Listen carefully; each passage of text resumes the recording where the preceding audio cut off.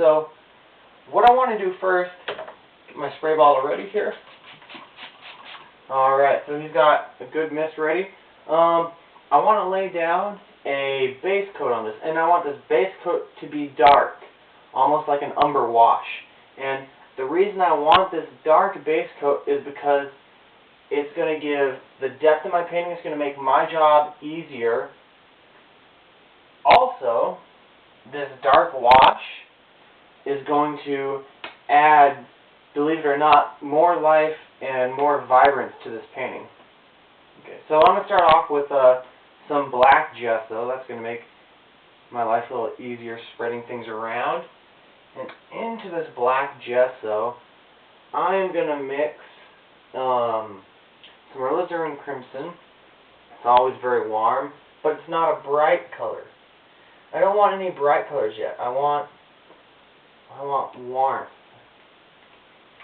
And adding to that, I'm also going to put a brown. So I could put umber, or I could put some burnt sienna. And you know, I've already got something on the red side in there, so I'm going to stay with the umber. And alright, so get your canvas wet. Probably want to spray your paints and your palette a little bit. Touch the canvas a little bit. It shouldn't be too wet. You just want almost, if you run your finger along it and then you rub your fingers together, almost like they're just a little bit sticky, but you really don't want too much wetness. So let me go ahead and load up my brush here with different colors, black, crimson, umber. Okay. Let me go up, I'll start right up here. And so here already I can tell, you know, there might have been a little more water there than I really wanted. So let me take a, well, I'm going to be adding a lot of paint to the canvas, you know what? So I think we're going to be okay. Okay, let me just get this wash going all over here. I'll pick up some of this water.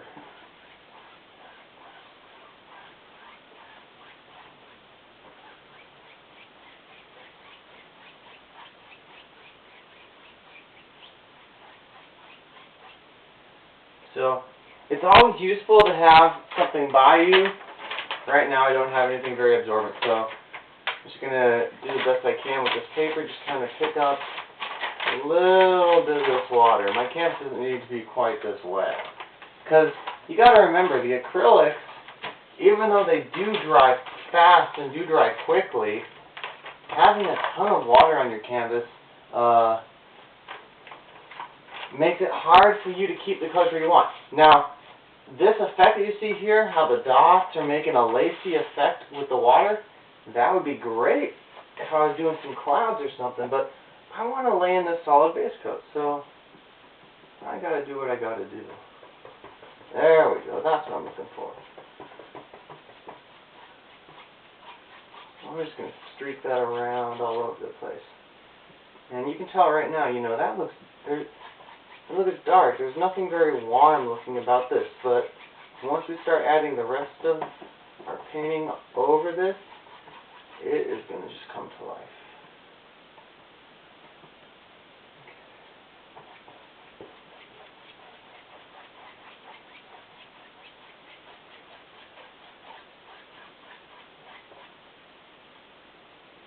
So the darkest part of my painting is probably going to be over here and over here. So that's where I'm going to leave the most black in.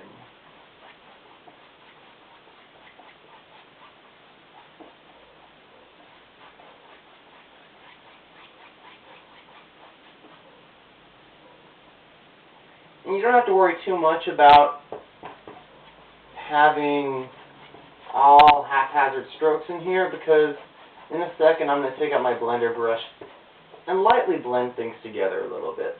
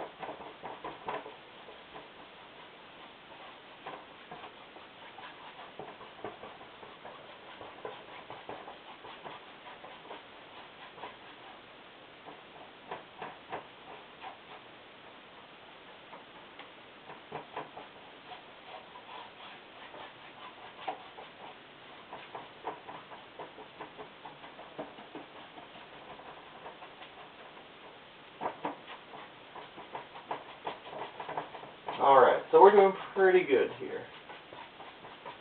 Alright, what I want to do, this brush is done. Get my blender brush. Haven't used it today, so I can just start going with it.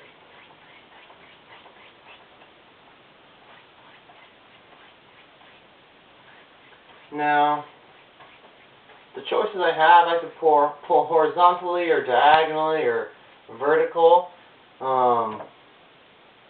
just to make sure the whole canvas is covered. I want to do that. But now then, my tree trunks, they grow they grow vertically. I want movement to be in the vertical direction so that everything goes with my trunks. Can't you just look at it? Can't you just imagine how there's pockets, there's trees here, they're just kind of growing places, and they're taking up some of that light, and that light's gone. Not going there. And that is why I do these modeled underpaintings.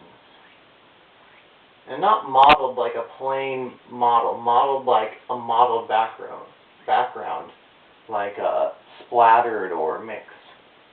Okay, so that's that. This is done. If you have a hair dryer, you can take it out and dry this. I'm just going to turn a fan on and go somewhere else for a little bit. I'll see you guys back in